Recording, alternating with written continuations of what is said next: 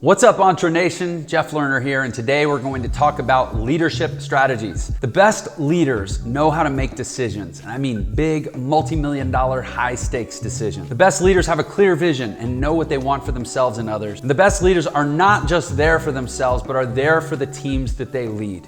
So let's take a look at how you can get going with impeccable leadership. Go ahead and subscribe to the channel if you would, and hit that notification bell so you get notified on future videos. And let's get started talking about leadership.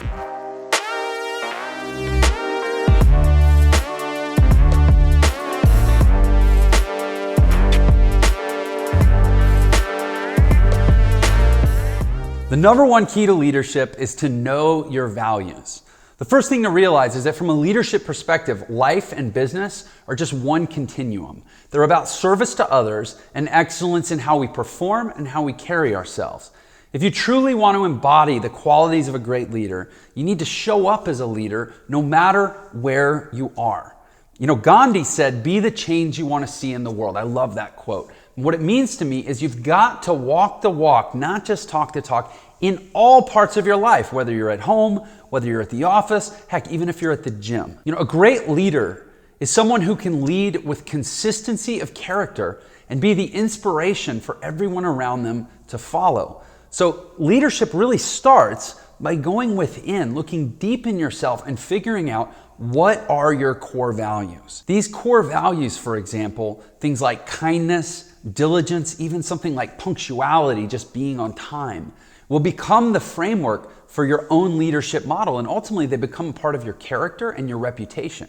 Your actions will set the standard for yourself, your company, and your team, and ultimately it is your actions that have the impact and create influence across your team and your audience. And the number two key to leadership is having a clear vision. One of the biggest differences between managing a team versus leading a team is that managing is only focused on the daily actions, while leadership focuses on the big picture. And one of the most influential leaders of all time, basically the name that comes to mind when we say leadership, is Martin Luther King Jr. And he's a great example of having such a clear vision. Think about his speech. "I have a dream." It's a dream, it's a picture, it's an image, it's something he describes vividly. It's not a plan, it's a dream, it's a vision. And look at how it rallied people around his vision. If you can first get crystal clear on what your mission is, or your vision, or your purpose, your intent, then you can align your daily actions with that as well, and other people can follow you and know if they're in alignment with you as well. Enthusiasm for your mission is so critical to being an inspirational leader. For example, when I was visualizing how my company Entre would look or feel, I first had to get really clear on my own values and get in alignment with them, and then I had to come up with a bigger vision. Questions like, how will this vision serve others? What action steps are needed to bring the vision to fruition? How is this vision going to help people 20 years from now, or even 50 years from now? How will the vision change with the times? That was the key that allowed me to create a successful company. We actually have a crystal clear vision statement, a crystal clear mission and vision statement. Our mission statement is empowering physical, personal, and professional excellence through entrepreneurial education. Our vision statement is a world where an awesome life is achievable for anyone committed to excellence. I had to come up with those before I could create any plans or create any sort of mission or purpose that anybody else would align with, where I was actually a credible leader. The question about being a leader is, leader to where? If you don't know where you're leading, you're not leading. One thing that I did when I started Entre that's consistent with that mission and that vision is I created something called the Awesome Life Challenge. And I created it for my customers. I also created it for my staff, for my team. And that inspires people to make a change in all three of those areas of their life: professional, personal, and physical. That's consistent with our mission. Because I see that's something that was missing in entrepreneurial education, particularly on the internet. And I know that it can make a difference in people's lives, not just now, but into the future. And then also, I have to be our best student. If I'm going to come up with a mission statement and a vision statement and then expect other people to align with my plans and direction of how we're going to get there, I better darn sure be living it out, right? So I had to become the best student of Entre's vision, which for me is the best thing I've ever committed to in my life. And that's the great thing about leadership, is that if you become the best follower of your own leadership, other people will be inspired to emulate what they see you doing. The number 3 step to great leadership is to communicate impeccably. Outstanding leaders are impeccable, precise, and crystal clear with their communication. Great communication is the key to being able to deliver your message. And what's even more important to know isn't what did I say, but what did they understand? Did my team understand me? And obviously vice versa, do I understand them? And we communicate now so many ways with email, Zoom, phone calls, person, text, direct messaging, messaging apps like Skype and Slack. It's so important that we focus on connecting properly with individual human beings and try to be understood and try to be understanding. I think of Stephen Covey's habit of highly successful people. First, seek to understand, then to be understood. You know, I find it interesting that the word management in the dictionary means a process of controlling people, things, or an organization. And being a great leader is the opposite of that. Instead of controlling, you simply allow. And that comes from good communication. Good communication is about allowing the other person the freedom to say what they need to say. You know, I look often to a guy named Marshall Rosenberg. He has a model for what's called nonviolent communication. And he explains communication in 4 ways, which I think can be directly applied as a leadership strategy. First of all, observe, meaning listen to what's being said, not just verbally, but look at each other's body language and listen to the other person's intonation. And second, feel. Take time in your communication. You know, the Navy SEALs have a saying about their battle plans where they say, slow is smooth, smooth is fast. I actually think the same is true in communication, that taking the time to really think about and process what the other person says, figure out how you feel, try to figure out how they feel, and consider your response actually creates faster communication because it creates faster understanding. The point isn't how many words are flying back and forth. The point is how much understanding is happening. And in that regards, I think that slow is smooth and smooth is fast applies to communication as well. The third element of good communication is to really consider the needs behind the words.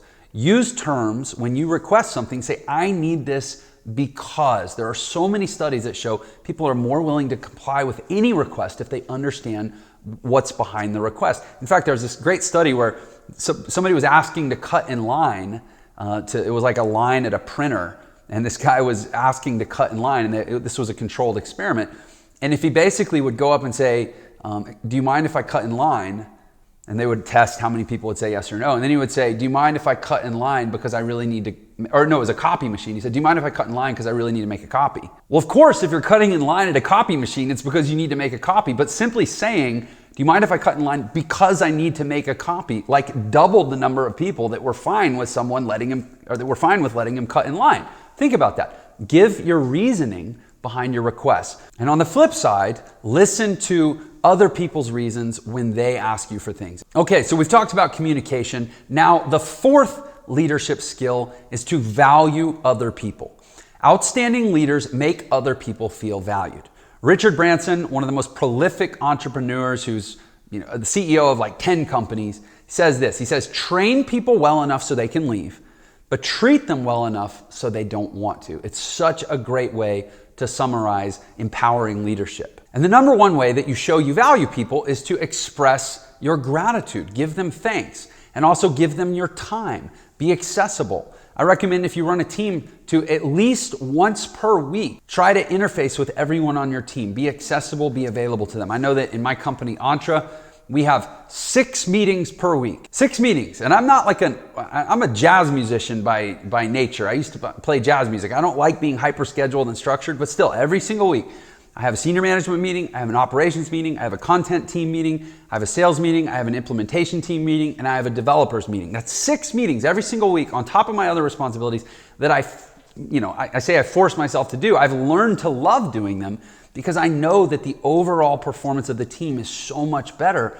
if I interface with them directly. And I learn so much. Even if I don't feel like going to that meeting that day, by the end of the meeting, I'm always so glad I did, because not only I learn so much and the business gets better, but I build connection with my team. And that connection where they know that I'm there for them is so important. And the same is true for your clients. If you want to build a thriving business, you also need to show that you value your clients or your customers by maybe give them a free gift or offer them a discount or just send them a note of appreciation.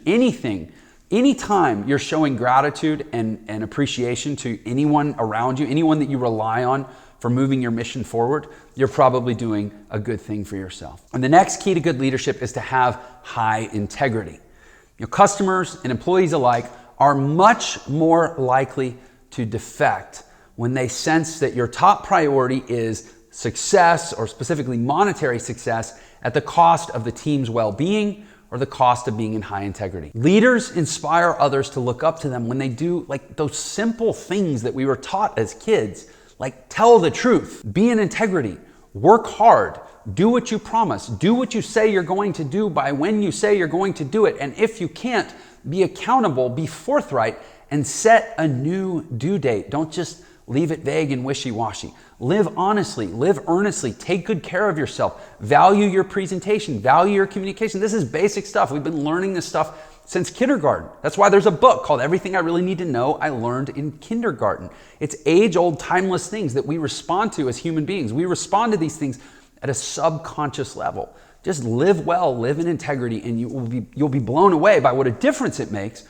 in your leadership. See, when employees take pride in their organization and they take pride in their leadership and they see their leadership taking pride in them and the organization, inspiration is right behind. And leaders with integrity are not afraid to face the truth. This is one of the most important things. It's just like in a marriage. You have to face the hard things, and you have to do so transparently and sometimes with vulnerability. It's perhaps the most important principle of leadership, to be truthful and honest always.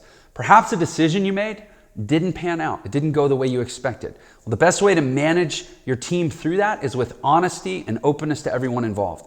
Then learn from your failures and keep on going. Like Michael Jordan says, the great one, he says, I can accept failure. Everyone fails at something, but I can't accept not trying. And as a leader, not trying means not facing your mistakes. The number 5 key to good leadership is to always be seeking knowledge. Incredible leaders don't know everything. Bad leaders know even less. But even great leaders don't know everything.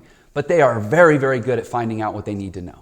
So this could be by listening to your family, listening to your coworkers. I don't know, I was going to say listening to friends, but I'm actually not so sure that's always a great strategy.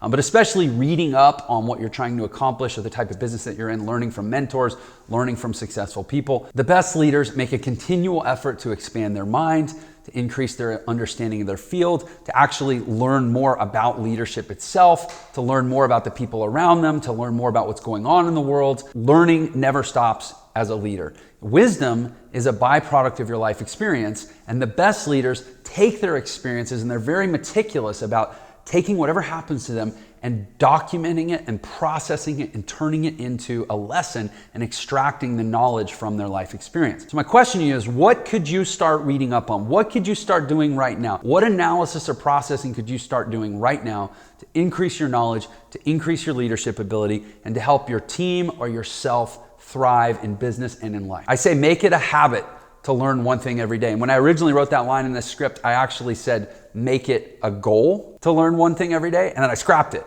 Because who cares if it's a goal? Make it a habit. Don't make it a goal to brush your teeth. Make it a habit to brush your teeth. Don't make it a goal to shower. Make it a habit to shower. The number 6 key to leadership is being decisive.